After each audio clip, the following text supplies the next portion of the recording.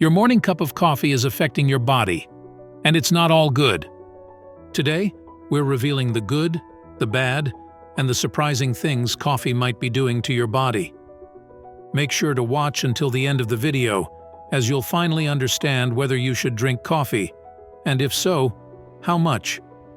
See, the beans in the coffee are full of antioxidants, those helpful compounds that protect our bodies from inflammation and cell damage.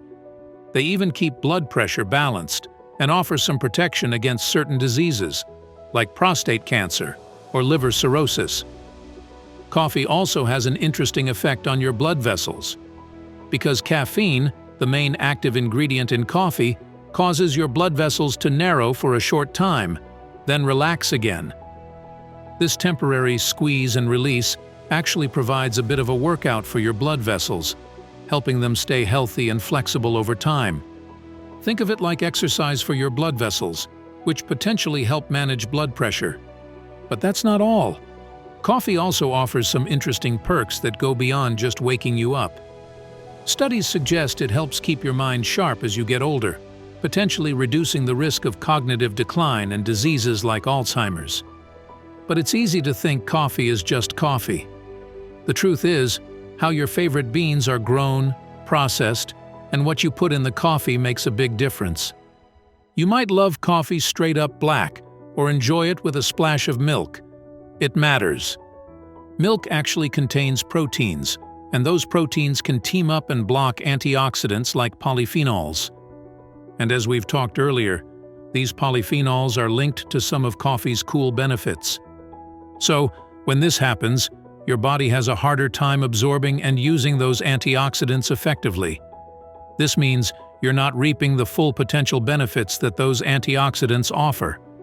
Some studies even show that just a teaspoon of milk to your coffee can reduce antioxidant absorption by about 50%.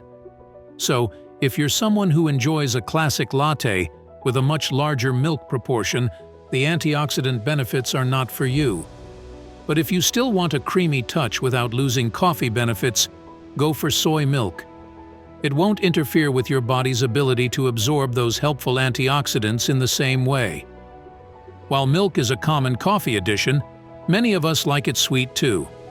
Unfortunately, loading your coffee with refined sugar or sugary syrups turn a potentially healthy beverage into a sugar bomb. And excess sugar consumption puts you at risk for weight gain, chronic diseases like type 2 diabetes, and even heart problems.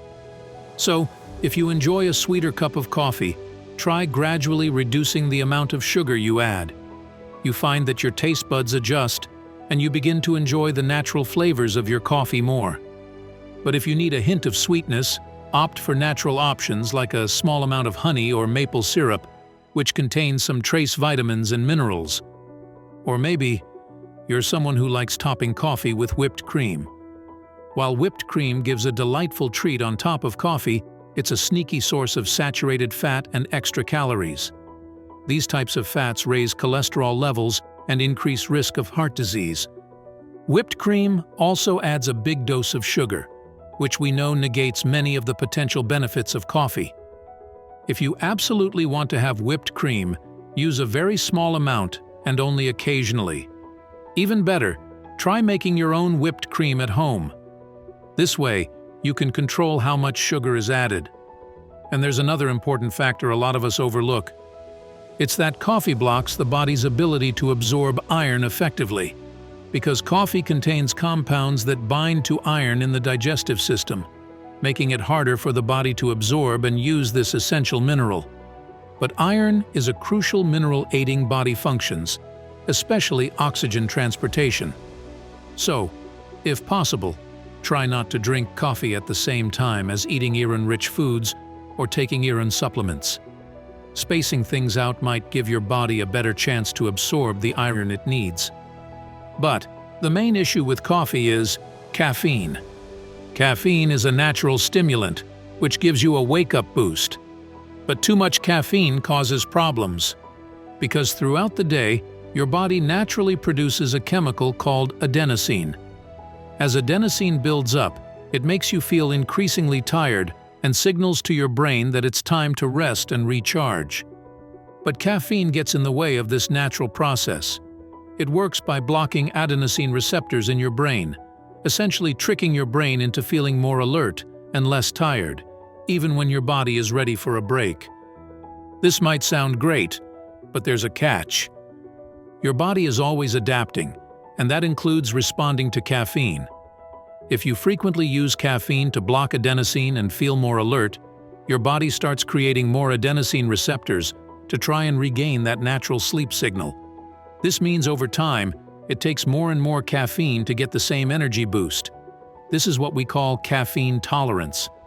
And when you suddenly stop drinking coffee, all those extra receptors activate at once, which causes those unpleasant caffeine withdrawal symptoms like headache and fatigue. Plus, caffeine sometimes stimulates the production of stomach acid.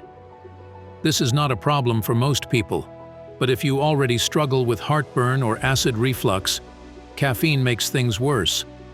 Because it relaxes the muscle at the bottom of your esophagus, the tube that carries food to your stomach. This muscle usually acts like a valve, preventing stomach acid from splashing back up, but when it relaxes, that acid easily flows upward, causing that burning sensation of heartburn or acid reflux. Research suggests that caffeine also acts as a diuretic, meaning it causes kidneys to produce more urine. For people who already struggle with bladder control or incontinence, this is a major problem. It might even lead to higher chances of leaks. So, if bladder control is a concern for you, it is very helpful to cut back on caffeine or even avoid it. A study shows that people with glaucoma concerns also need to avoid caffeine. Glaucoma is an eye condition that damages the optic nerve. People with glaucoma should be mindful of their caffeine intake, because caffeine can increase pressure inside the eye, which could potentially worsen glaucoma symptoms. So, if you have glaucoma, it's wise to talk to your eye doctor about your caffeine consumption. They might recommend limiting caffeine or monitoring your eye pressure more closely if you enjoy caffeinated beverages. Another side effect of caffeine is epilepsy. How? Since seizures happen due to sudden abnormal bursts of electrical activity in the brain, people with epilepsy often need to avoid certain triggers that increase their chances of a seizure, and caffeine sometimes is one of those things. However, it doesn't affect everyone with epilepsy in the same way. How sensitive you are to caffeine and how much you drink play a big role in whether it might trigger a seizure. Okay, now the bottom line, should you drink coffee or not? See, coffee is a beverage with a mix of potential benefits and downsides. The caffeine it contains provides an energy boost many of us crave, and it even offers some long-term health benefits. However, caffeine disrupts sleep, worsens digestive problems like acid reflux, increases anxiety, and causes other issues for some people. So, the decision of whether to drink coffee is a personal one. There's no single right answer that fits everyone. But the best way to figure out what's best for you is to pay attention to how your body responds to coffee.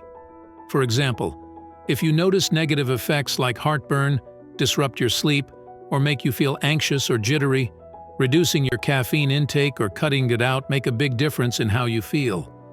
On the other hand, if you enjoy coffee without any problems and it fits comfortably into a healthy lifestyle, then you might continue enjoying your favorite beverage. Pay attention to how your body reacts to caffeine and don't hesitate to talk to your doctor if you experience negative effects. If you enjoyed this video and want to learn about more ways to take charge of your health, hit that subscribe button and check out this next video.